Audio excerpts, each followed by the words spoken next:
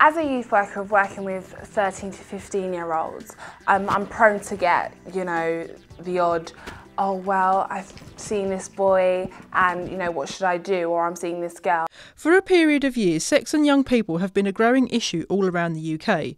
In 2008, the NHS survey of national statistics showed that 57% of young people between the age of 16 and 19 were having unprotected sex.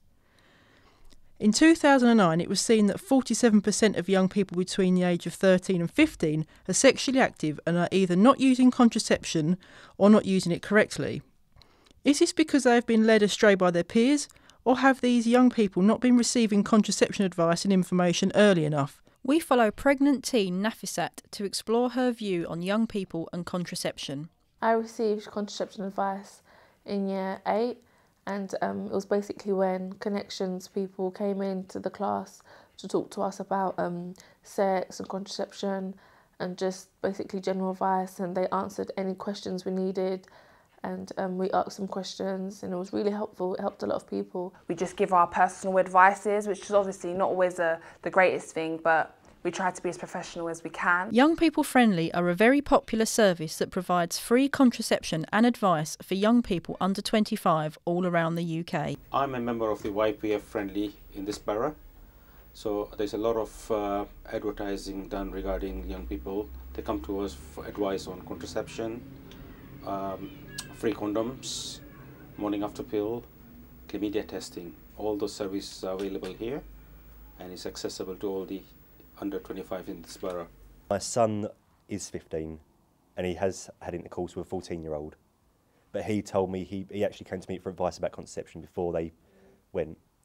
So it's sort of, some children are mature enough to actually know what to do, and others, I think they can just be forced into it.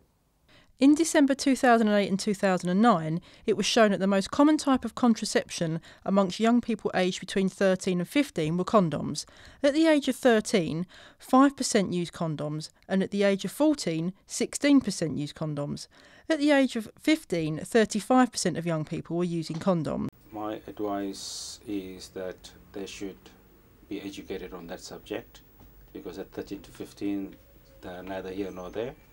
And it's important for them to gain all the knowledge so that they don't fall pregnant unnecessarily. Of course, they all want to have a good lifestyle, but we are here to give them the advice on contraception if needed and prevent pregnancies in this borough. I'm for it. Give good advice. Sex is becoming very popular amongst young people between the age of 13 and 15 as the years go on. Why is there a rapid increase in teenage pregnancy and teenage abortion? Is it because they are being exposed to information about contraception at an early age, which may enable them to gain ideas, or is it something that the British society will just have to sit back and watch? So the question we need to ask ourselves is, young people and contraception, is it right? I think young people between the ages of 13 and 15 should receive contraception and contraception advice, because it's helpful and you get just a wider knowledge of the whole thing. But I think it's also it's got its disadvantages, because you don't want to pressure them, you don't want to put too much force on them to feel like they have to do it. There are different views and opinions on young people and contraception. Some people argue that it is wrong that young people between the age of 13 and 15 should be exposed to such information at an early age. However, some people argue that young people of that age should be receiving contraception advice. If they do think of ever having sexual intercourse, they would be fully aware of how to use it and the consequences of not using it. Sexual Health Advisor demonstrates how to use a condom safely. You need to make sure that the tip has got no air in it, so you need to pinch it, yeah? Because if there's air in a condom, it's going to break, yeah? And also this tip here is where the semen's going to go. So you hold that, you pinch it to get rid of the air, and then you will place it on onto the penis. And then you have to roll it all the way down. Yep. And then as you can see, there's the space for the semen to go. Another issue is if it is morally wrong, as some religions such as Christianity and the Islamic faith believe in no sex before marriage, therefore anything surrounding the subject is forbidden. I think it's quite a hard question to answer. I think on a personal perspective, from my faith perspective, I would discourage anybody having sexual intercourse outside a committed relationship.